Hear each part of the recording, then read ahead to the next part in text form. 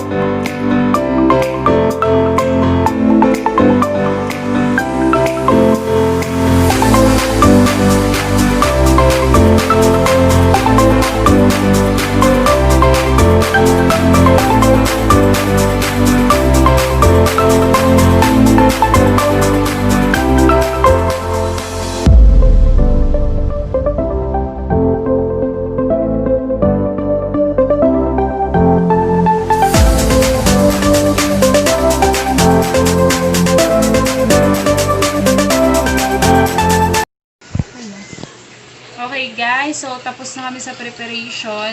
Kukumbine na namin yung mga secret ingredients at syempre yung pinaka main ingredients natin sa ating kamuting kahoy suman is syempre yung kamuting kahoy. So binawasan namin konti yung tawag doon, yung pinaka ano niya, katas niya kasi lalagyan natin siya ng milk, evaporated milk. Then, isa pang nagpapasarap talaga dito sa ating kamuting kahoy suman is etong Eden cheese. Ito talaga yung magbibigay ng tunay na sarap. Diba guys? So, sa mga mahilig dyan gumawa-gawa ng mga ganitong delicacies, yung native delicacies natin. So, kung sa province, yung karamihan na inaano nila, ginagawang topping sa suman, sa kamuting kahoy na suman is yung minatamis na ano, diba? Karamihan minatamis na Buko. coconut and ano pa? No, oo, pwede din siya. Pwede din na ilagay natin yung coconut milk. Then, Coconut milk. yung niyog ba, yung buko siya na minatamis, yun yung tinatoppings nila. Kasi may tita kaming yun yung ginagamit niya. Pero kasi dito kasi mahirap maghanap ng medyo batang niyog. So, naisip namin na cheese kasi para maiba naman. Then, ilalagay natin yung ginayat na cheese para manunuot talaga yung ano. Bukod dun sa itatoppings natin, may nakabuko din kami. So, i-mix na natin yung mga ingredients.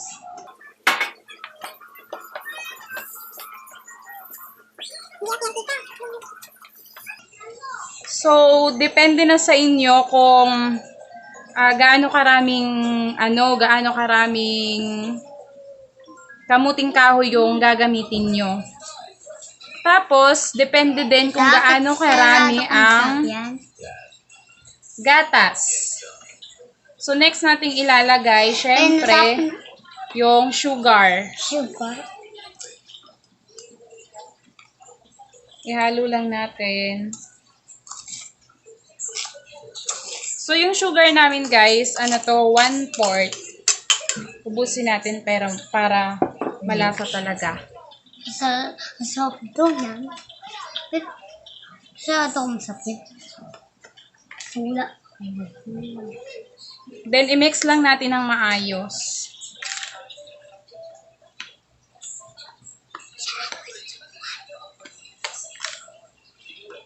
Relate yung mga probinsyana dyan sa gagawin nating suman.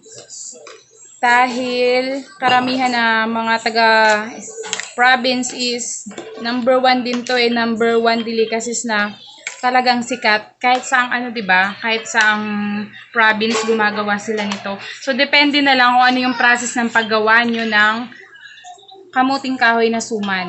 So, sa amin, yung mama namin, mahilig talang gumawa ng ganito. Then, may tita din kami na mahilig. Kaso, in-upgrade lang namin dito kasi wala ngang mga mabibiling, yung batang nyug ba? So, pag nahalo na natin, ilagay natin yung, next is yung ating evaporated milk.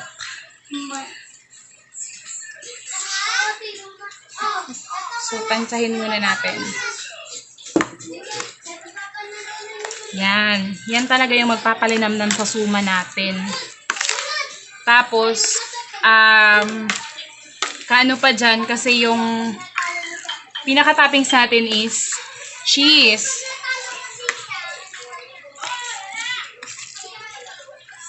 Diba, oh?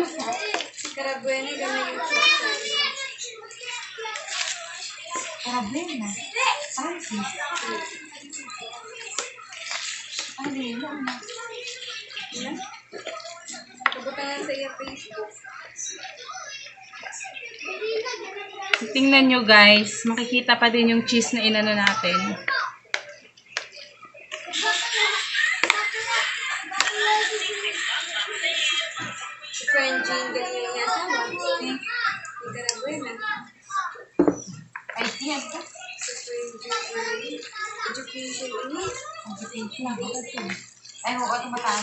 So, another ingredients guys na ilalagay namin is etong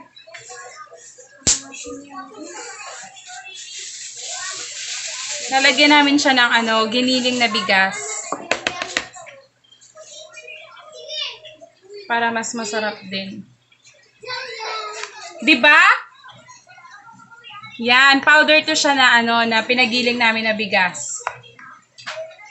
Para mas masarap ang ating kamuting kahoy na suman with powder rice.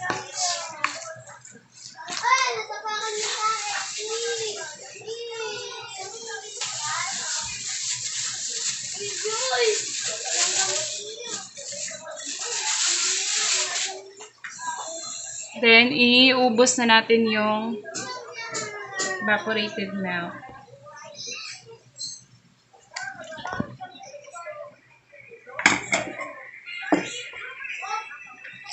Haluin lang natin ng maayos.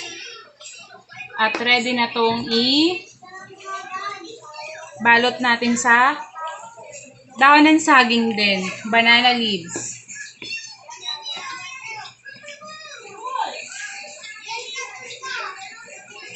So, mamaya guys, babalik kami after na maluto to. Okay, thank you. Ganito yung paggawa niyan.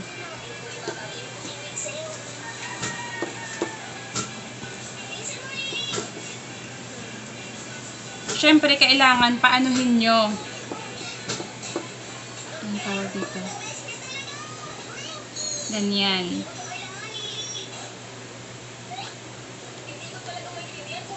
Kasi dyan sa gitna, dyan kayo maglalagay ng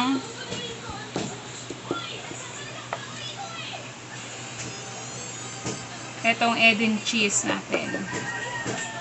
Okay, so kukuha tayo ng isa, dalawa, then tutupain natin. Yan. So, ganun na siya. Then, lalagyan natin siya sa labas.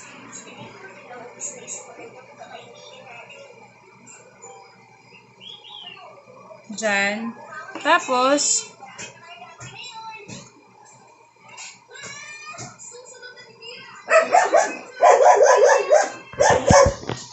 lalagyan din natin dito.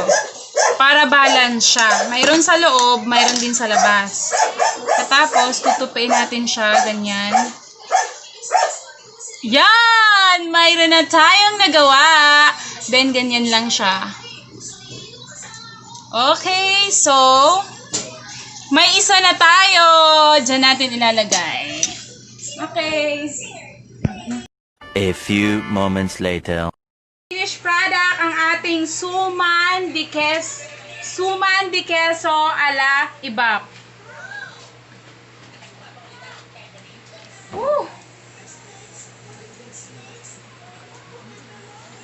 Sa mga gusto dyan, baka gusto nyong bumili.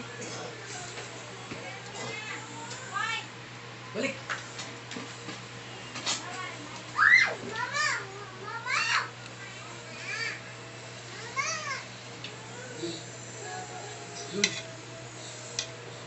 Ang dami namin na gawa, guys. Yan.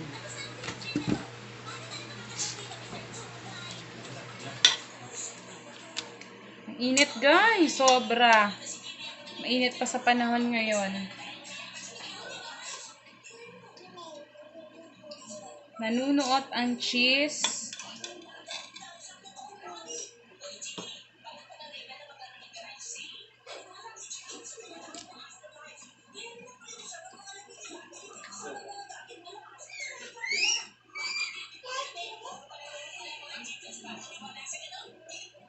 Yung mga nag-order dyan, eto na yung suman nyo. Malapit na siyang i-deliver. 10 pesos only lamang po ang isa.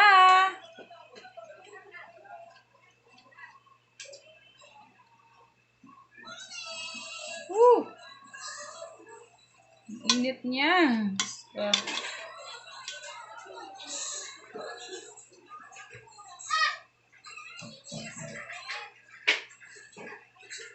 grabe. Sulit to kasi masarap talaga siya.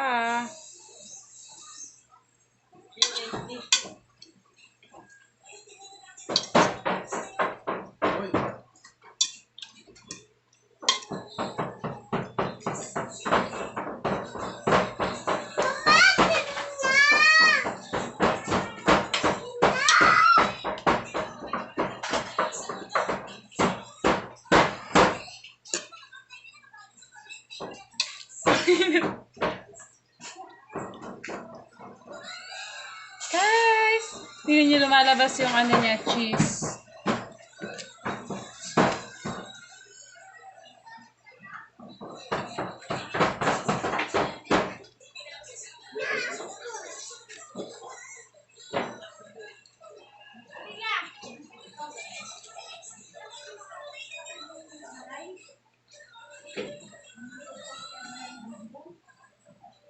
Okay na! Yan na po ang finished product!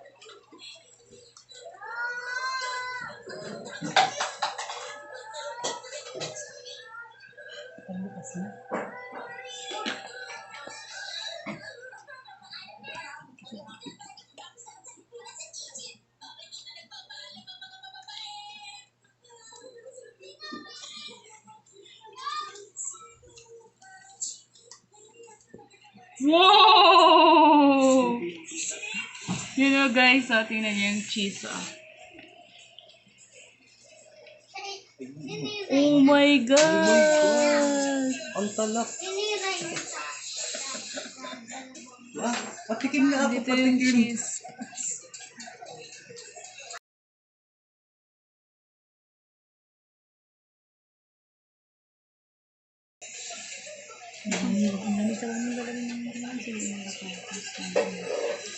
Yan guys, yung cheese sa ilalim. Tikman ko nga!